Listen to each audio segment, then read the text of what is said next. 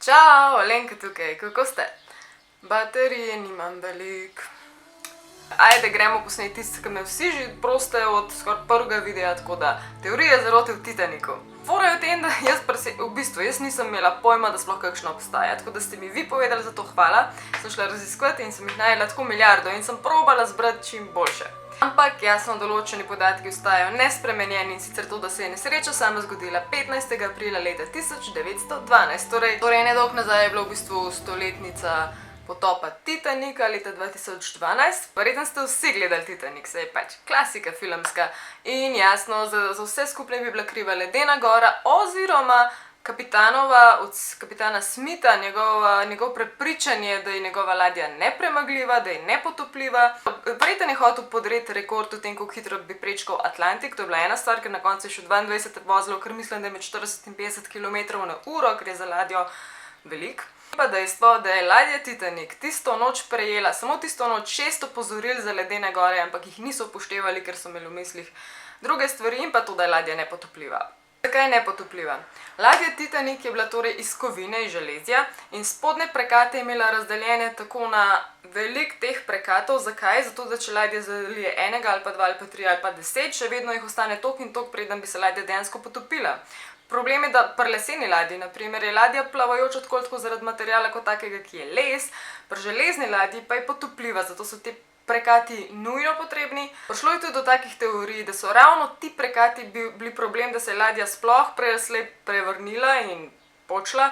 Ampak kasneje so na Discovery Channelu dokazali na nek način, da je ravno zaradi teh prekatov spodaj ladja ostala na površju ene pol ure dlje, kakor če ne bi bilo sploh prekatov, ker so mislili, da bi se voda potem lepo porazdelila na dno in bi pač ostali dol, ampak to ni res. Zanimivo dejstvo je tudi, da so bili dejansko 4 Slovenci, oziroma živeli so na območju Slovenije, in sicer 2 iz Mil pri Kranju, oče in 4-letna hčerka, pa še 2 druga iz Preddvora, ker je meni mind-blowing, ker so vsi skoraj moji sosedi bili. Hčerka in oče sta dejansko imela srečo in sta preživela. Srečo v nesreči. Pa še ena teorija zarote, ki je sicer povezana bolj s tehničnim modelom, tako kot te prekati, in sicer, da naj bi bil v ladji, preden bi sploh splula, 3-tedenski požar, ki naj bi že toliko načel in poškodoval te spodnje dele, da bi zaradi tega potem voda več zalila, ker je tudi potem dokazano, da v bistvu ne glede na to, bi bil požar ali ne, bi bila ladja zalita, ker je gora le tako škodo naredila na ladji. Prvo teorijo. Ta prva teorija je, kdo bi si mislil, povezana z vero, in sicer s katoliki in protestanti. To, da ne bi bila ladja Titanik zgrajena v mestu Belfast pri podjetju Harland & Wolff. To podjetje v tistem času naj bi v Belfastu pač zaposlovalo ogromno ljudi, in od tega naj bi bilo veliko ljudi protestantov in veliko od njih pač tudi katolikov. Što si v tem, da je bila registrska številka ladje 3909004, kar je za občutljive katolike lahko pomeni, da če to nekako na glavo obrneš, se prebere no pope, ni papeža. Takrat naj bi pri tem podjetju prišlo do eksodusa katolikov in do velikih izgub. Je pa potem še druga informacija, in sicer, da registrska številka ni bila niti približno taka in je to popolnoma izmišljotina. Druga teorija zarote je ekstremno eksotična, in sicer, da gre za egipčansko princeso, ki je bila mumificirana že dolgo nazaj v Egiptu, in potem naj bi v 19. stoletju prišla v Anglijo že kot mumificirana, in takrat naj bi se začele dogajati neke strašne čudne smrti. Zaradi tega so se potem križali in sekirali ti muzealci v Angliji in so se hoteli te mumije znebiti, in potem naj bi jo en Američan želel kupiti in prepeljati v New York, ampak do New Yorka nikdar ni prišla. Zakaj? Zaradi tega, ker je bila na Titaniku, in zaradi nje ne bi se Titanik potopil, ker je bila prekleta, tako da ki bomo verjetno zbrali lih to teorijo. Tretja teorija zarote. To lahko že mečkam gremo v vode Prve svetovne vojne, to je sicer bilo mečkam prej, 1912, ampak naj bi šlo za nek trk, za neko nesrečo, za neko eksplozijo, skupaj povezano z nemško podmornico.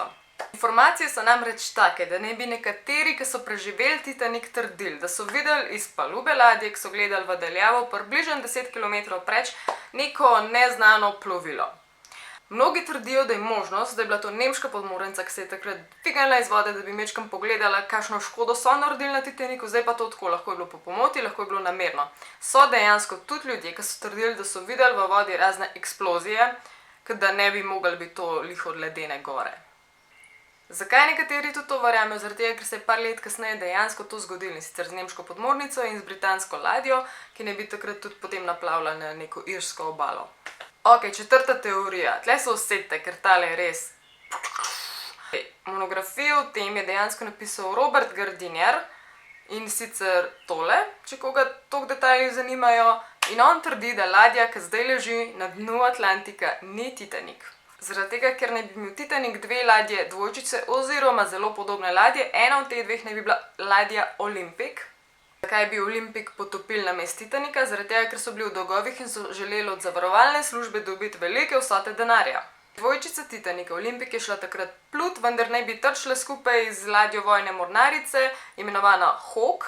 Ladja Hawk naj bi imela noter vgrajenega ovna, kar pomeni, da je to stvar, ki povzroča drugi ladji veliko več škode, ker je to vojna ladja. Ja, posledično je bil Olympic takrat poškodovan, vendar jim zavarovalnica ni splačala denarja, ker naj bi bila ravno ladja Olympic takrat kriva, zato potem ni več plula in so bile to velike škode, ne? In še vedno so ta denar želeli. Tako da naj bi ladjo Olympic našemali nekako, da ne bi izgledala tako kot Titanik in jo potopili. Po tej filozofiji naj bi ladja Titanik potem mogla biti prestavljena, da bi sploh začela pluti, ni mi pa jasno, kam naj bi šla, pa je začela pluti ali ni začela pluti, ali se je kar zginila iz obličja zemlja, ali so njo potem našemali v ladjo Olympic, I don't know. Še peta teorija. Ena izmed teh, ki so eni zelo prepričani, da se je to dejansko zgodilo, in sicer naj bi šlo za enega človeka, ki je bil bogat tako kot Bog in naj bi si lahko privoščil tudi delovati tako kot Bog. In sicer moški J.P. Morgan. On je bil tako bogat, da naj bi imel v lasti cel White Star Line in naj bi tudi ogromno svojega denarja vložil takrat v Titanik.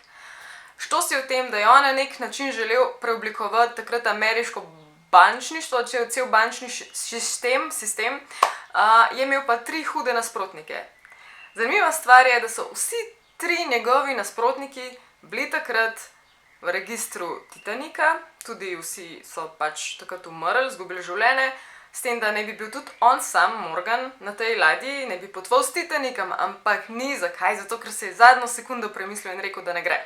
On naj bi speljal cel potop Titanika, ker je imel res toliko bogastva in naj bi poslal v smrt 1500 in več ljudi samo zato, da bo 3 svoje sovražnike ubil. To je zdaj tako, sliši se nekako nenavadno naključje, da so bili oni vsi 3 gor, po drugi strani pa še bolj čuden misel, da on ne bi preprosto enega asasinatorja najel in to mislim.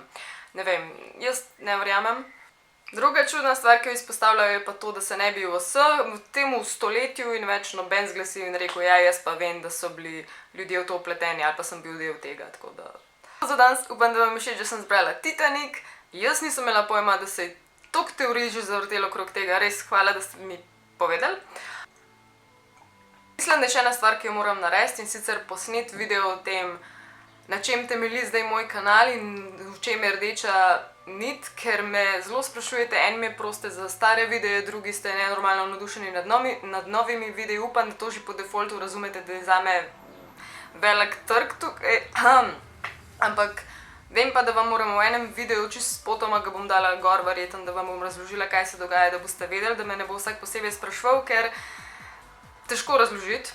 In ja, komentirajte ta video, o čem bi radi naslednji slišali, in tisti, ki bo imel več lajkov, bo imel spet prednost, da sodeluje na Instagramu, na mojem pollu, in v tem pollu potem vi lahko glasujete. Najprej morate najbrž followati na Instagramu, če me ne še, in pa na YouTubu, in pa lahko zvonček kliknete, če vam je dosti všeč vse skupaj. Hvala vam ful za vse sporočila, za vse, res. Jaz sem Alenka, radi se imejte, baterija odcrknila. Hvala, ki ste gledali. Aj, čau, ma.